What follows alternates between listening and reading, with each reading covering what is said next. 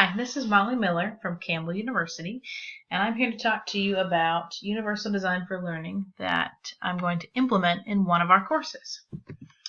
The course that I currently teach, in addition to being an instructional designer, is called COSU 100.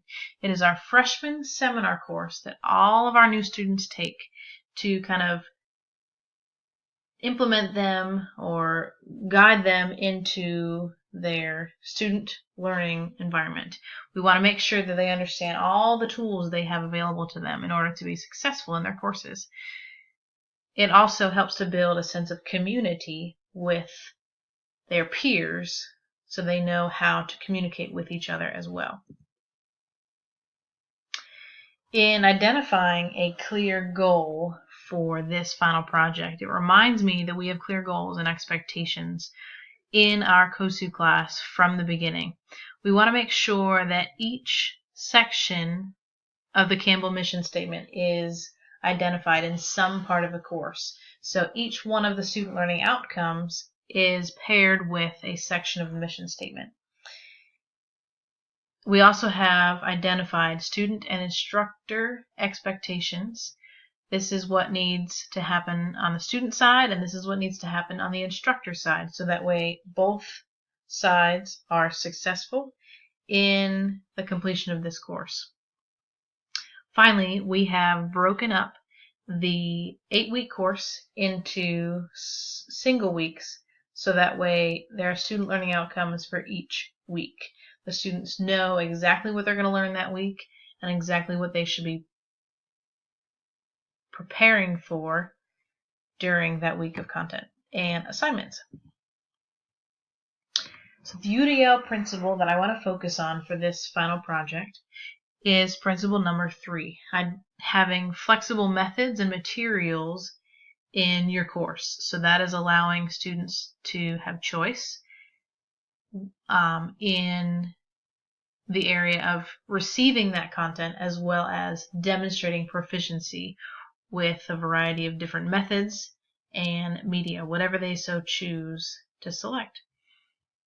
Also, they need to be able to monitor their own learning with self-reflection and give formative peer feedback to each other so they can learn along the way together. The specific learning outcome that I want to focus on states the student will be able to locate relevant information using technology and library resources. Within each one of our Campbell online courses, we have an embedded librarian. She actually works on main campus, so she is at a physical location, but provides virtual office hours for our students. So that way they can log on and ask her questions about the assignment in order to be successful.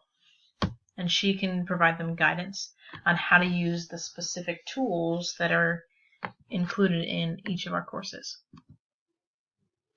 So right now, in week 5, they are supposed to select a research topic and identify a research question. Come up with keywords that then help them and guide them into finding articles to create an annotated bibliography, which they use week 5 assignment to complete week 7, where the students write a research paper. So in week 5, they already have student choice, but week 7 doesn't really allow them to pick a method or given media in which they want to demonstrate their research ability. So my thought is changing the week 7 part of the COSU 100.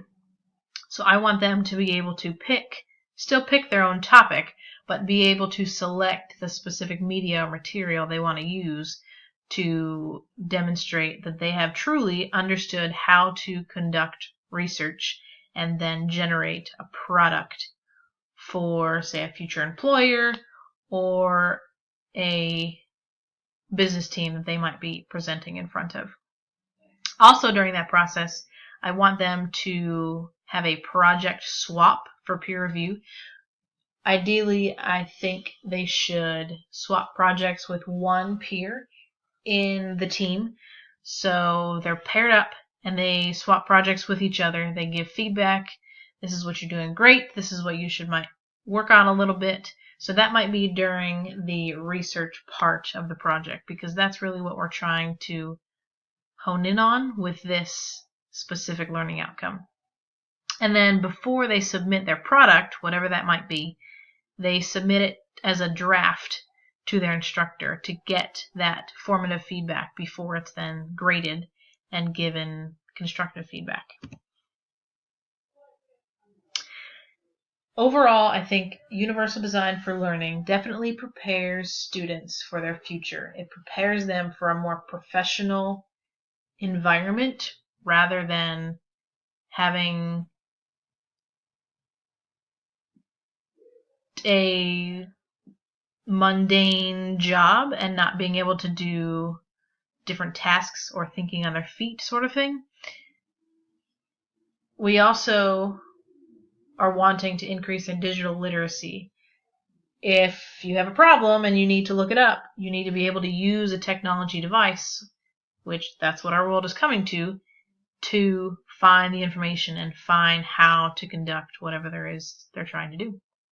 In addition, they are building 21st century skills, those critical thinking and self-reflection, and ultimately having a growth mindset. So all of those things are key elements in success with universal design.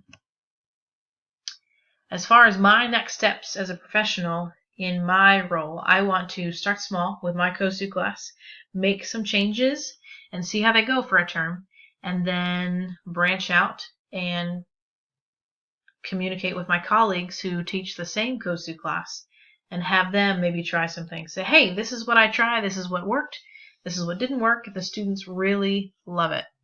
But it only works with proper planning and support with each other and constant evaluation and self-reflection and adjustments with your course. But I really think the universal design is the key to success for our students.